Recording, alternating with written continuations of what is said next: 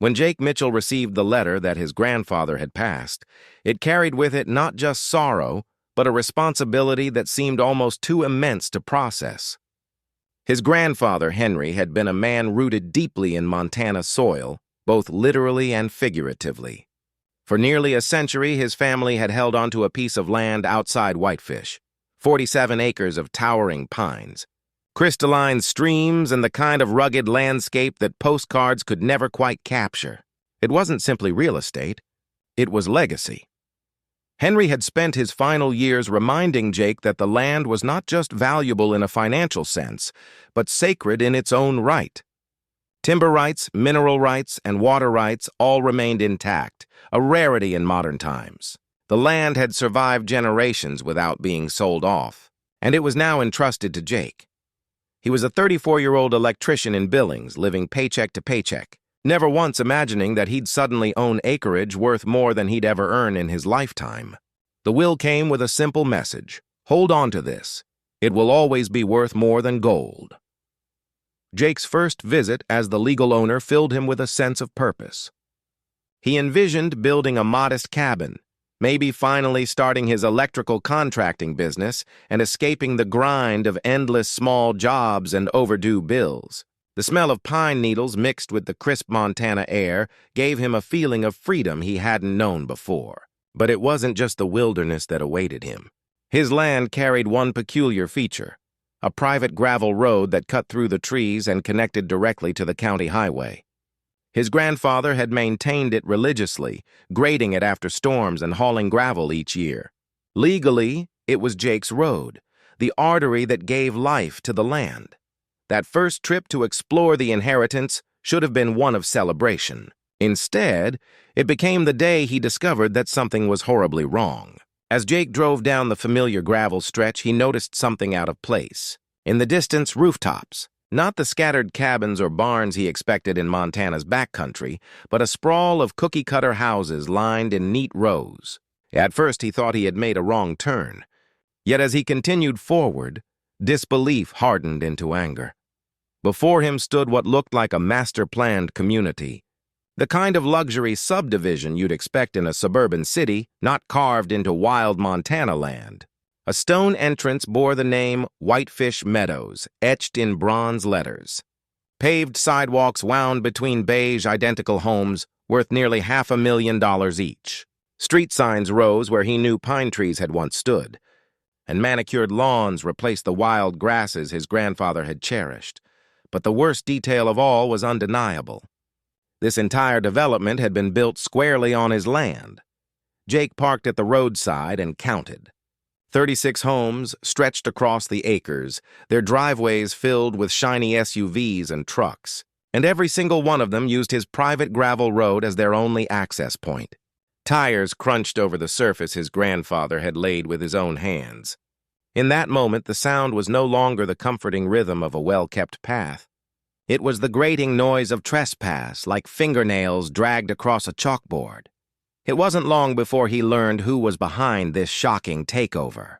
The development had a self-appointed ruler, Brenda Kowalsski, president of the newly formed HOA. Brenda wasn't just any HOA president. She embodied every stereotype rolled into one: the obsession with control, the taste for luxury, and the willingness to intimidate anyone who didn't bend to her rules. Neighbors whispered about her escalating fines, her invasive inspections, and her imperious way of treating the community like her personal kingdom. She drove a white Escalade with personalized plates, dressed in designer clothes even for casual errands, and carried herself as though the land belonged to her by divine right. Jake, determined to resolve the situation civilly, approached the development that day with his grandfather's deed in hand. He expected shock, maybe apologies, or at the very least confusion. Instead, he was met with a smirk and dismissal. The subdivision, Brenda claimed, had been purchased at a county tax sale years earlier. According to her, Jake's grandfather hadn't paid his property taxes, and the county had auctioned the land fair and square. As far as she was concerned, Whitefish Meadows was perfectly legitimate. Yet Jake knew the truth. His grandfather was meticulous about everything, especially taxes. He had every receipt neatly filed in labeled folders. Jake had seen them himself. The taxes were current through the year of Henry's passing. The claim of a tax sale wasn't just suspicious, it was impossible. Still, Brenda had built an entire empire on that lie.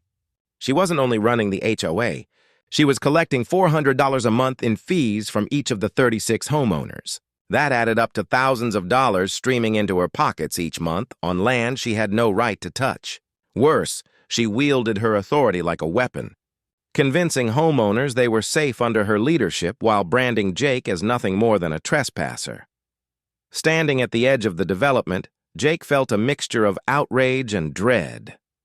Outrage at the audacity of someone building an entire subdivision on stolen property. Dread at the realization that dozens of families had invested their life savings into homes that legally sat on land that wasn't theirs.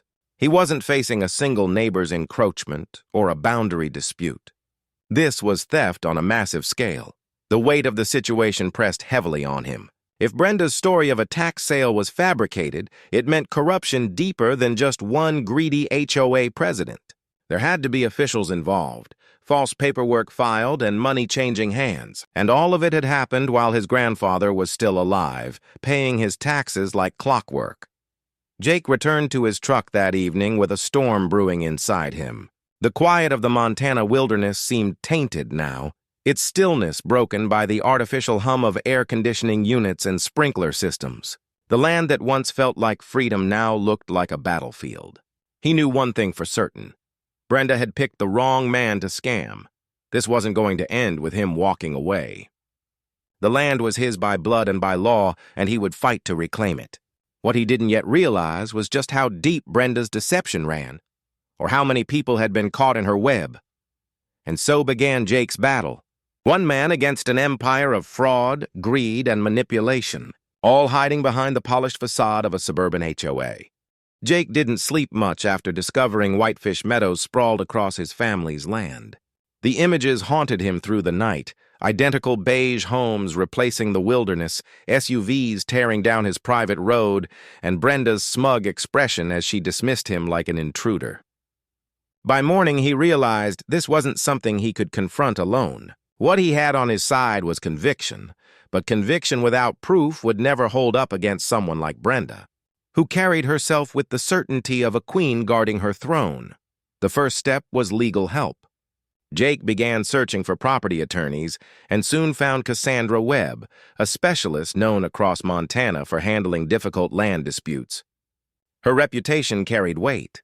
She had a track record of not only winning cases, but exposing the kind of fraud that many others overlooked. Her office, a stately building filled with the aroma of leather-bound books and strong coffee, gave Jake his first sense of calm since the nightmare had begun. Cassandra listened patiently as he explained everything: the inheritance, the subdivision, Brenda's claims of a tax sale, and his certainty that his grandfather's taxes had been paid. Then she went to work. Within days, she returned with evidence that not only confirmed Jake's suspicions, but also revealed something darker.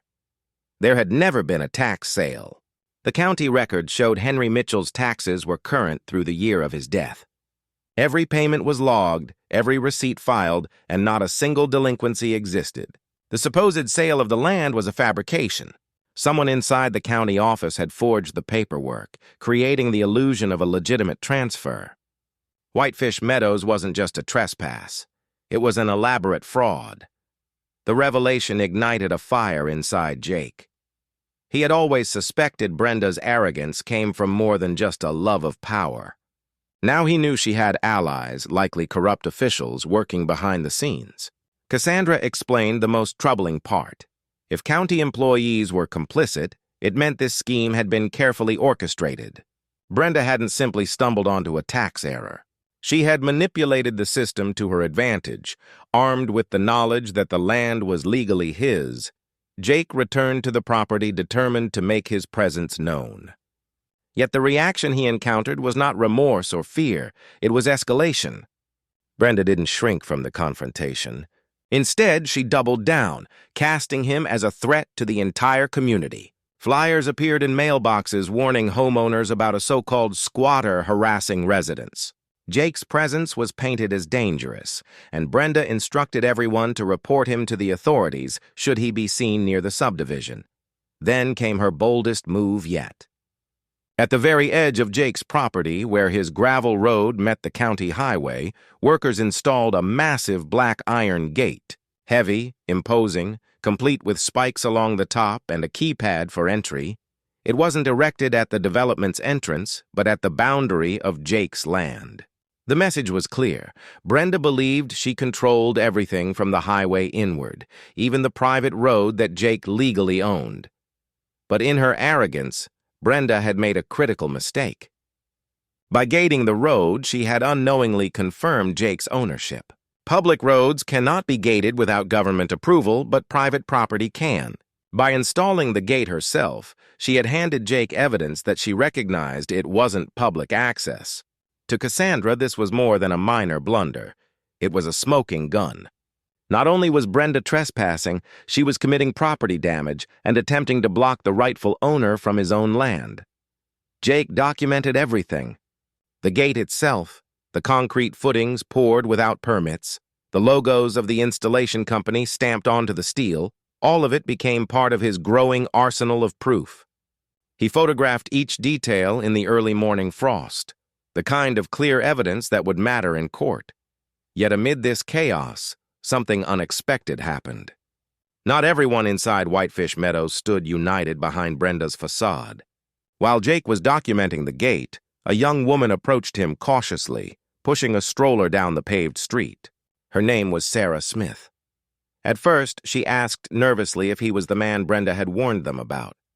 But as Jake explained who he was and laid out the truth, her suspicion turned to horror.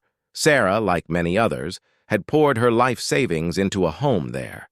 She and her husband had paid nearly $500,000, believing they were buying security for their family. The realization that their dream home sat on stolen property hit her like a thunderclap. Jake could see the devastation in her eyes as she admitted their title company had been evasive and that Brenda never provided real documentation of ownership.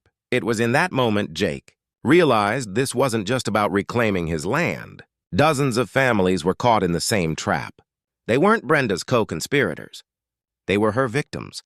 They had been sold a lie, investing their savings in homes built illegally on land that didn't belong to them. The HOA fees they paid each month, the special assessments Brenda demanded, the rules she enforced, it was all built on a foundation of fraud. But Brenda wasn't about to let cracks show in her empire. To maintain her grip, she escalated further. Armed security guards began patrolling the gate, stationed 24/7 with tactical gear and vehicles idling near the entrance. Their presence was meant to intimidate Jake, to frame him as a trespasser on his own property. He approached once, deed in hand, only to be turned away by a guard who didn't care about paperwork. He only cared about who signed his paycheck. Cassandra saw the bigger picture forming.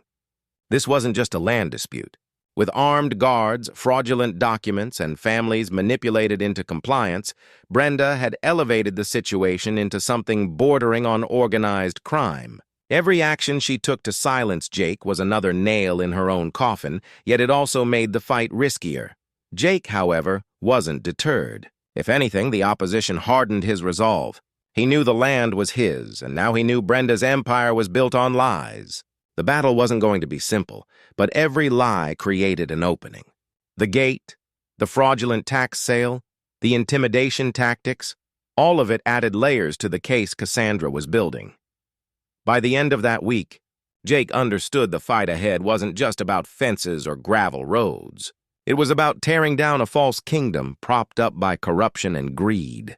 What had begun as a personal inheritance had morphed into a clash with a machine designed to strip people of what was theirs. Brenda had crafted her image as untouchable, but Jake now held the first threads that could unravel everything. Still, he knew the road ahead would not be easy. Each step forward would be met with retaliation. Brenda wasn't finished escalating, and the community, trapped in fear, remained her shield. But Jake had one undeniable advantage. Every car, every homeowner, every dollar that passed through Whitefish Meadows depended on his road, his land, and his rights. The fight for control of those 47 acres had only just begun. The more Brenda tightened her grip on Whitefish Meadows, the more determined Jake became to expose her fraud. But Brenda understood something that gave her an advantage. In a fight between evidence and perception, perception often won first. If she could convince the homeowners, the town, and even the county that Jake was a menace, she could buy herself time to cement her control. Her strategy unfolded like a well-rehearsed playbook. Within days, Jake found himself the subject of a relentless smear campaign. Hand-delivered newsletters, stamped with the HOA logo, described him as a hostile squatter, an unstable loner who claimed ownership of land he didn't possess. The wording was clever, never directly accusing him of crimes, but dripping with suggestion. He was uninvited, a trespasser, a potential threat to families. The narrative spread like wildfire.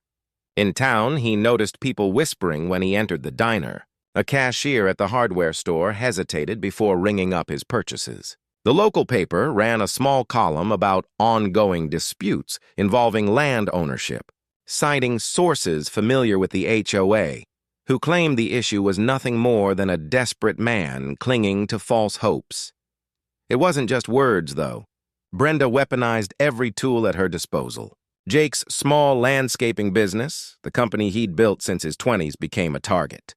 His contracts mysteriously began to dry up. Clients called, apologetic but firm, saying they couldn't risk the bad press of being associated with him. Others reported being contacted directly by Brenda, who warned them Jake was under investigation.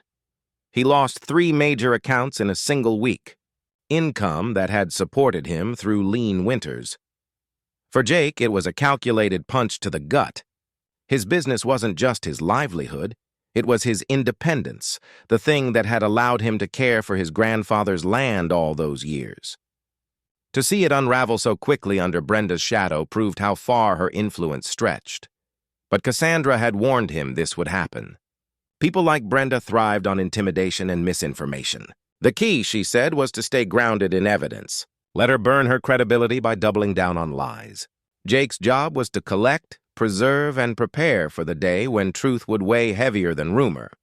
Still, the toll was real. Nights became restless. His phone buzzed with unknown numbers, sometimes silence on the other end, sometimes veiled threats. He noticed unfamiliar vehicles idling near his cabin, their headlights cutting across his property before vanishing down the highway. Once he returned home to find his mailbox pried open, its contents scattered across the gravel. Brenda's war was psychological as much as it was legal. She wanted Jake to doubt himself, to feel isolated, to question whether the fight was worth the cost. But what she didn't anticipate was that her very overreach would start to unravel her carefully built illusion of legitimacy.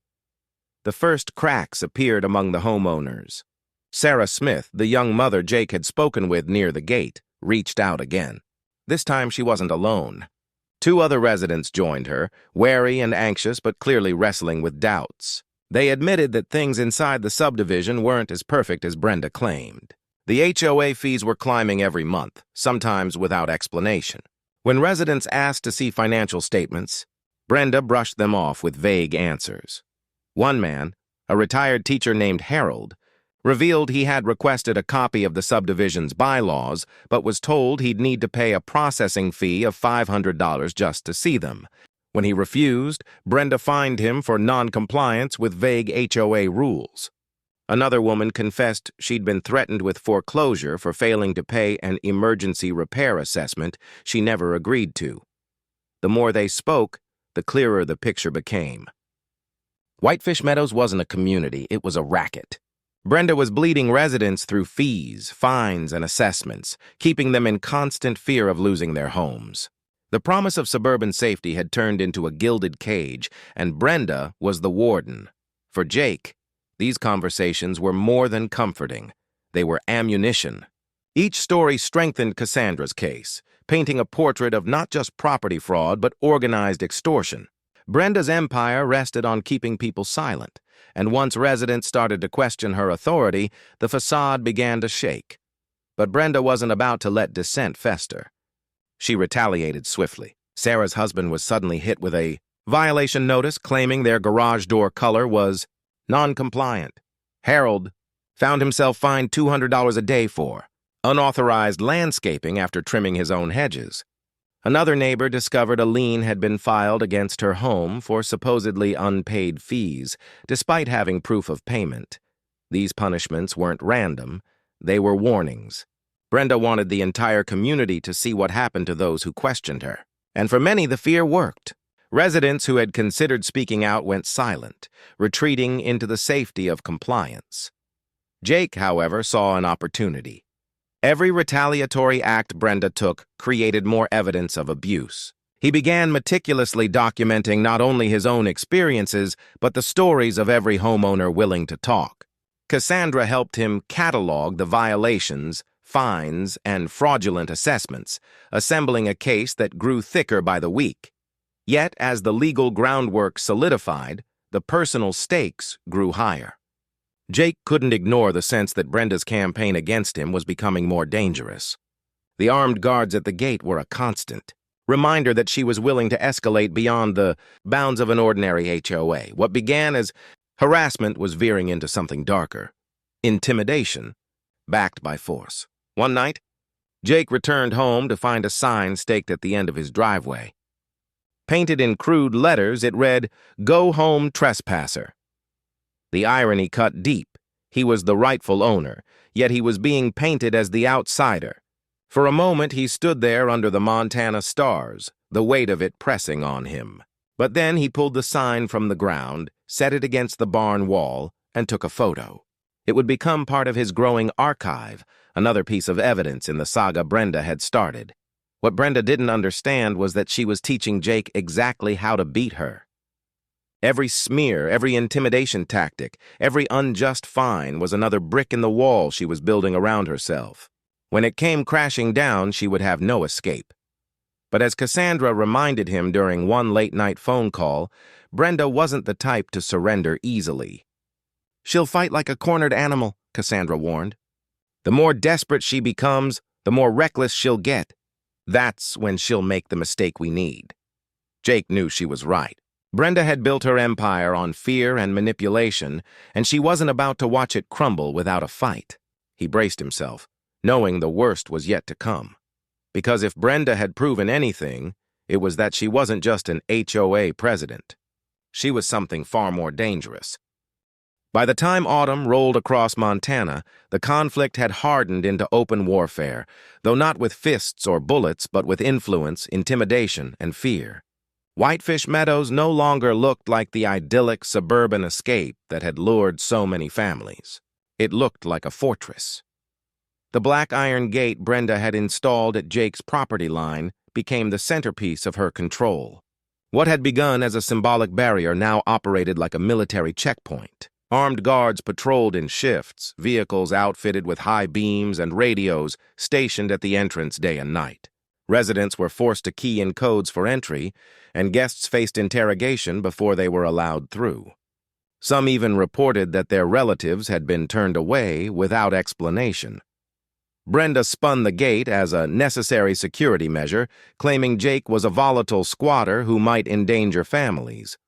In newsletters and HOA meetings, she painted him as unstable, a man with a vendetta, someone who couldn't be trusted near children. Her words burrowed into the community's collective psyche, keeping them compliant under the guise of protection. But while Brenda fortified her subdivision, Jake and Cassandra were building something else, a case strong enough to crack her empire from the inside out. Cassandra had begun filing preliminary motions, demanding the county provide records of the alleged tax sale. The results were damning. Not only did no legitimate auction exist, but signatures on the documents transferring the land looked suspiciously forged. A clerk's name was attached to paperwork she claimed she had never signed. When pressed under deposition, she broke into tears, confessing that she had been pressured by a superior to process documents without asking questions. The revelation pointed to something far more insidious than a land grab. Brenda wasn't working alone. She had allies within the county offices, people who had either been bribed or intimidated into rubber-stamping her fraud. That meant Jake wasn't just battling a corrupt HOA president. He was fighting a network with roots deep in local government. Still, Brenda remained defiant. When whispers began circulating about forged documents, she doubled down with aggressive posturing. The armed guards grew bolder, no longer content to simply guard the gate. They began tailing Jake when he drove into town, their vehicles lurking a few car lengths back, headlights glaring in his rearview mirror. Once they followed him into a grocery store parking lot, leaning against their trucks in tactical gear as he loaded his supplies. It was intimidation, pure and simple, designed to make him feel hunted. Jake refused to back down. Each encounter was documented, photographed, and time-stamped. Cassandra encouraged him to stay calm and never retaliate. "Every time they try to intimidate you," she said, "they're writing the story for us. Keep collecting the chapters," but the tension was wearing. Nights became restless. The silence of the Montana countryside, once peaceful, now felt oppressive. Jake would wake to the sound of vehicles rumbling faintly in the distance, unsure if it was a passing truck or one of Brenda's guards circling. He kept a camera by the window, snapping photos of headlights that hovered too long on the gravel road. And yet, amid the pressure, small cracks began forming in Brenda's carefully constructed narrative. More residents started questioning her rule. Sarah Smith, the young mother Jake had befriended, quietly organized conversations with other homeowners who felt trapped. In hushed tones, in garages and kitchens, they shared stories of exorbitant fines, arbitrary rules, and the creeping realization that their HOA was less about community and more about control. One man revealed that Brenda had threatened foreclosure if he didn't pay a roof maintenance fee, despite the fact that his roof was brand new. Another confessed she had been fined for hosting her sister overnight without prior approval, labeled as unauthorized occupancy. The sheer absurdity of the charges eroded Brenda's credibility, but fear still held many silent. Those who spoke out became targets. Sarah's husband found himself accused of violating landscaping codes because his lawn was an inch too long. Harold, the retired teacher, woke one morning to find his mailbox smashed, though Brenda dismissed it as kids being kids. Every act of defiance was met with punishment, reinforcing Brenda's reign through fear. Jake realized he wasn't just fighting for his inheritance anymore, he was fighting for every family inside those gates. They were trapped in a nightmare disguised as suburban paradise, and Brenda was feeding on their compliance. Cassandra urged patience, but the escalation was reaching a dangerous point. Armed men patrolling a subdivision was not normal, and the county could no longer turn a blind eye. She filed for an injunction, demanding the court order Brenda to remove the gate and disband her private security. The filing sent shockwaves through Whitefish Meadows, stirring whispers that the HOA president might not be as untouchable as she seemed. Brenda's response was predictable. More lies, more bluster, more intimidation. She claimed Jake's injunction was a frivolous attempt by a disgruntled squatter to sabotage a thriving community. She paraded herself as a protector, someone who had saved Whitefish Meadows from the chaos of outsiders. Her newsletters grew more desperate, filled with capitalized warnings and emotional appeals. But behind closed doors, her grip was slipping. Homeowners were beginning to see the cracks. Some whispered to Jake that they regretted ever moving in. A few even admitted they were quietly contacting attorneys of their own. Still, Brenda had one final card to play. If she couldn't silence Jake through lies or intimidation, she would attempt to destroy him through the system. Using her influence with county officials, she arranged for Jake's property to be inspected for supposed code violations. Within days, he was hit with notices claiming his cabin was unsafe, his barn structurally unsound, and his land filled with environmental hazards. Each claim was exaggerated or outright false, but they carried the weight of official county stamps. It was a dirty trick, and it nearly broke him. The prospect of losing his home on technicalities, of being forced out not by Brenda's guards but by bureaucrats, was almost too much to bear. But Cassandra stayed steady. "This is proof of collusion," she reminded him. "Every false citation they issue is evidence of corruption." "They're panicking." "And panic means we're getting close," Jake clung to her words. He knew she was right. Brenda had built her fortress of lies high and strong, but every brick was crumbling. The armed guards, the fraudulent documents, the retaliatory fines, it all pointed to a desperate empire built on sand. What Brenda hadn't counted on was that Jake Mitchell was more stubborn than she was corrupt. The land wasn't just his inheritance, it was his identity, his promise to his grandfather, and his line in the sand. No matter how high she built her gates, no matter how many guards she hired, he wasn't going to surrender it. The war for Whitefish Meadows was entering its most dangerous phase. Brenda's fortress was cracking, but cornered predators were always the most dangerous.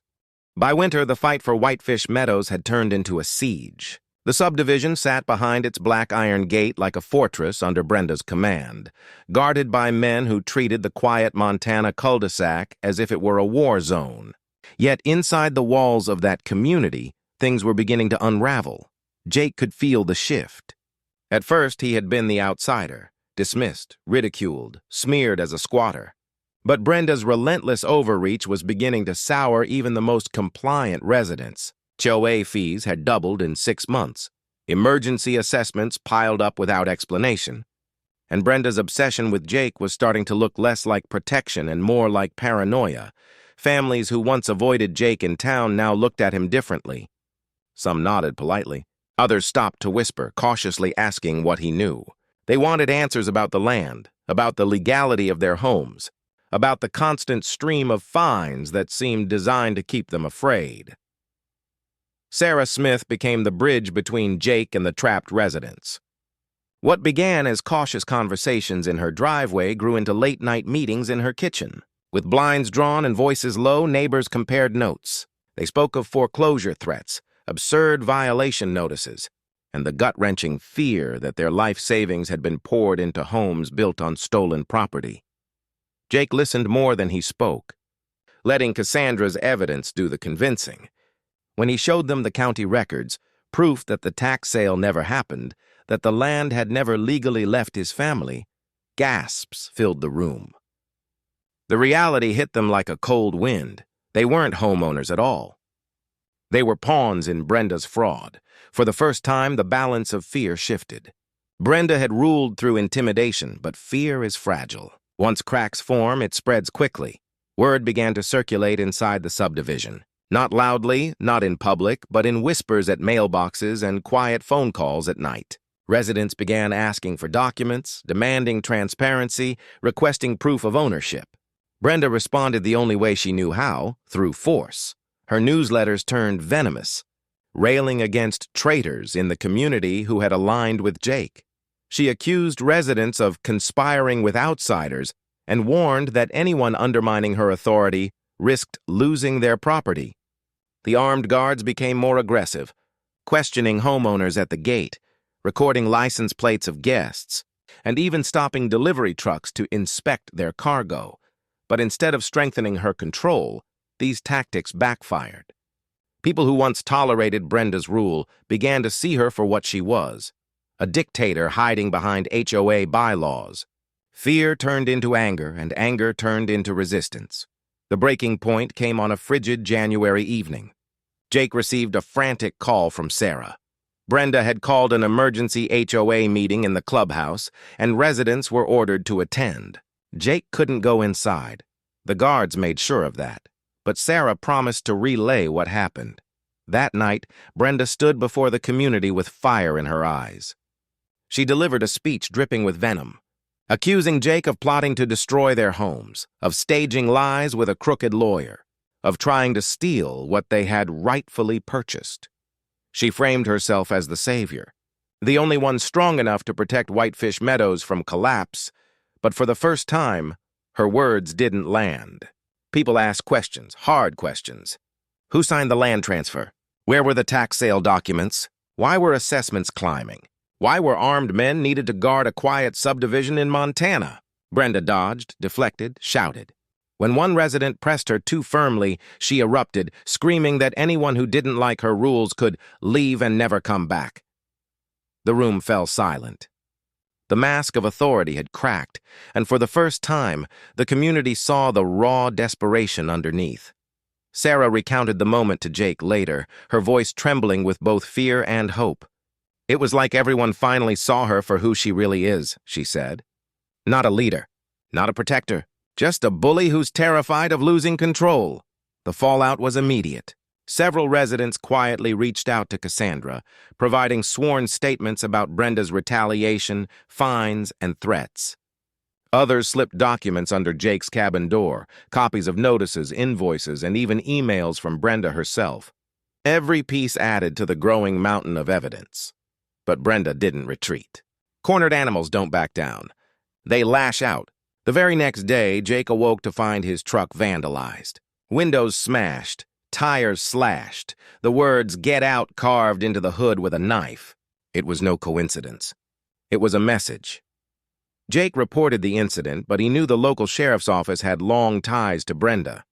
The deputy who came out barely glanced at the damage before writing a half-hearted report. No investigation followed. It was exactly as Cassandra had warned. Brenda's corruption ran deeper than just forged land deeds. But even this act of intimidation only strengthened Jake's resolve. He took photographs, documented the vandalism, and filed it into Cassandra's growing case. If Brenda wanted to fight dirty, she was only making his file stronger. Then, almost poetically, her empire began to crumble from within. One of her own guards, a young man in his 20s, quit abruptly. He drove to Jake's cabin, pale and nervous, and confessed what he had seen. Brenda had been paying the guards under the table, skirting licensing requirements and likely violating firearm laws. Worse, she had openly bragged during briefings that "the land is mine because I made it mine." The guard admitted he couldn't stomach it anymore. His testimony was explosive. Cassandra moved quickly, submitting affidavits and preparing for trial. The evidence was no longer just paperwork, it was witnesses, insiders, victims. Brenda's fortress of lies was collapsing, brick by brick. But Brenda wasn't finished. She still had allies in county offices, and she still had fear as a weapon. When word leaked that Jake's injunction hearing had been scheduled, Brenda launched her boldest smear campaign yet. She claimed Jake was mentally unstable, circulating rumors that he had a criminal record, that he had once been institutionalized. None of it was true, but truth had never been her weapon. Fear and rumor had. Jake braced himself. He knew the hearing would be the first true battlefield, the moment when years of fraud and intimidation would finally face the scrutiny of law. And he knew Brenda would throw everything she had at him to protect her empire. As he stood on the porch of his cabin one icy evening, looking out at the mountains his grandfather had loved, Jake felt the weight of it all pressing down on him. His business was in shambles, his truck destroyed, his nights filled with the hum of guards circling like wolves. Yet he also felt something else, momentum. For the first time, Brenda was losing control. The residents were waking up. The evidence was mounting, and the cracks in Brenda's empire were spreading faster than she could patch them. The battle wasn't over, not even close.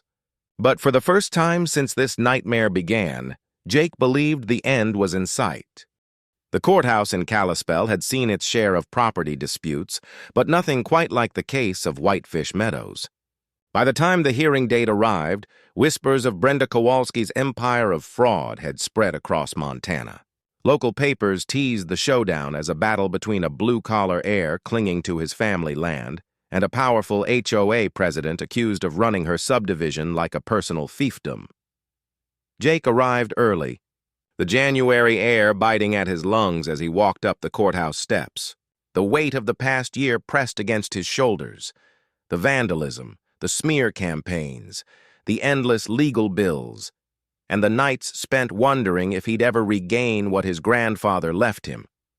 Yet there was also a fire in his chest, a steady burn that came from knowing the truth was finally about to see daylight. Inside the courtroom, Brenda made her entrance like royalty. Pearls, designer suit, and a smug expression that had carried her through years of manipulation. She didn't come alone. Her cousin, the so-called paralegal, shuffled behind her carrying an overstuffed briefcase. Several residents from Whitefish Meadows filled the gallery seats, some loyal to Brenda, others quietly there to see her fall. The judge? A sharp-eyed woman with decades of property law behind her wasted no time. This was not a criminal trial, that would come later, but a civil, hearing to determine ownership of the 47 acres and the legal standing of the HOA. Yet, everyone in the room knew the implications were far bigger. Cassandra presented first. Her voice was calm but commanding as she laid out the evidence. County tax receipts proving Jake's grandfather had never defaulted, records showing no tax sale ever occurred, and sworn affidavits from residents who had paid Brenda fees without receiving proper accounting. She passed forward photographs of the illegal gate, unpermitted construction, and testimony from the security guard who confirmed Brenda's off-the-books dealings. The judge examined each piece carefully, her expression growing tighter with every document. Then Brenda's cousin stood. His arguments were sloppy, his papers disorganized. He spoke of squatters' rights, of community protections, of Jake being a threat to the peace. But when pressed to produce proof of the alleged tax sale, he stalled. He fumbled through papers, stammering about confidential files and ongoing proceedings. The judge's gavel struck sharply. Produce the deed or admit you do not have it. The silence that followed was damning. Brenda tried to interject, insisting the records were private, that revealing them would compromise homeowner security. But the judge wasn't swayed. What Brenda considered power plays looked more like desperation under the fluorescent courtroom lights. Then came the turning point. Sarah and David Smith were called to testify. Nervous but resolute, they told the court how Brenda had collected thousands in illegal assessments, how she had silenced dissent with threats of fines and eviction, and how she had lied about the development's legitimacy from day one. Sarah's words about fearing for her child's safety in an uninspected home landed heavy in the quiet courtroom. Other residents followed, voices Brenda once controlled now turned against her. They spoke of intimidation, of mysterious special fees, of unanswered questions about where their money had gone. The tide was no longer just legal. It was moral. By midday, the narrative was no longer Brenda versus Jake. It was Brenda versus everyone she had deceived. When the judge finally spoke, the words cut like steel. The court found the land legally belonged to Jake Mitchell. The supposed tax sale was fraudulent. The HOA lacked legal standing, and Brenda Kowalsski had operated in violation of state law. Immediate injunctions were issued to prevent her from collecting any further fees. A referral was made to state prosecutors and federal investigators for fraud, racketeering, and conspiracy. The gavel struck. Jake's land was his again, but the story didn't end with the ruling. What followed was the collapse of Brenda's empire in real time. Residents, once fearful, now demanded answers. They crowded around her in the courthouse hallway, their voices rising, demanding refunds, demanding transparency, demanding justice. Brenda tried to leave with her head high, but cameras followed, microphones extended, and the once polished facade began to crumble under the weight of public exposure. Local media ran the story on the evening news. HOA president accused of fraud loses land dispute. The Whitefish Gazette published Marcus Webb's expose in full, connecting Brenda's Montana scheme to similar fraudulent developments across the Mountain States. By the weekend, Brenda's name was synonymous with corruption. The FBI moved swiftly. Within days, indictments were filed not only against Brenda, but also against her brother-in-law Dennis, the county clerk who had forged documents, and several other co-conspirators. Wire fraud, mail fraud, conspiracy, charges stacked up like dominoes. For Jake, the victory was bittersweet. His land was legally his again, but reclaiming it wouldn't be simple. Dozens of families had mortgages on homes that technically should not exist. The county declared the structures uninhabitable due to lack of permits and inspections. Banks scrambled to mitigate losses. Insurance companies investigated, and residents faced the nightmare of fighting for refunds or relocation. Jake felt the weight of their suffering deeply. He hadn't set out to ruin lives. He had simply wanted to honor his grandfather's legacy. Yet Brenda's greed had trapped innocent families in a mess no one could untangle easily. Jake chose compassion over vengeance. He worked with Cassandra to ensure residents had access to legal aid and cooperated with federal investigators to maximize restitution for the victims. But Brenda herself received no such mercy. She was arrested in her Escalade, cameras capturing every second as federal agents led her away in handcuffs. The pearls, the manicured nails, the air of superiority, all of it stripped away under the harsh light of justice. Her downfall reverberated far beyond Whitefish. Other communities under her control collapsed in quick succession. Families in Colorado, Wyoming, and Idaho came forward, each with eerily similar stories of fake tax sales and phantom HOAs. What began as one man fighting for his grandfather's 47 acres had grown into the unraveling of a multi-state criminal enterprise.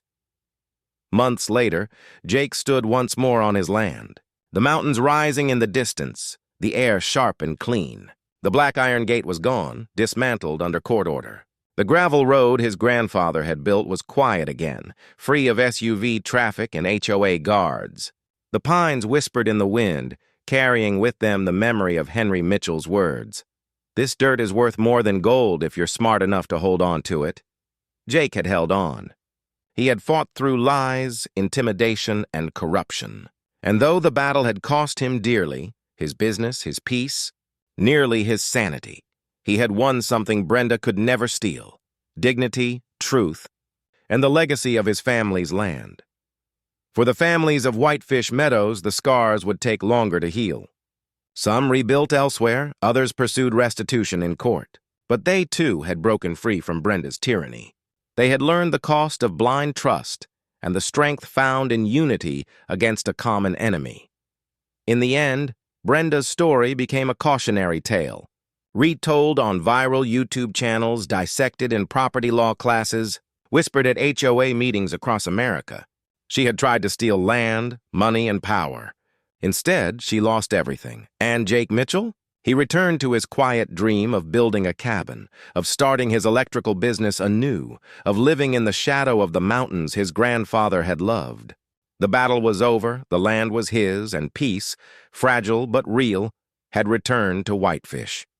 The empire of a Karen had fallen, and justice, slow but relentless, had prevailed.